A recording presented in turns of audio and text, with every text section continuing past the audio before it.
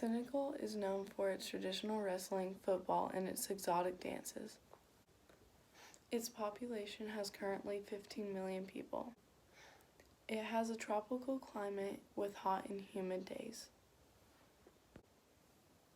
It currently has a democratic republic, which means the prime minister is the head of the government and the president is the head of the state.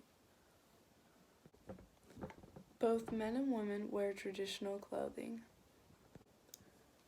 They wear something that is called a bubu, and that's a long, flowy, wide dress. The type of music that they listen to is sabar drumming and Cuban music and sounds.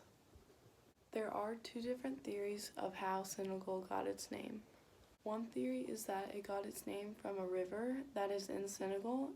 Another theory is that one other ethnic group named it that and it means dug out canoe.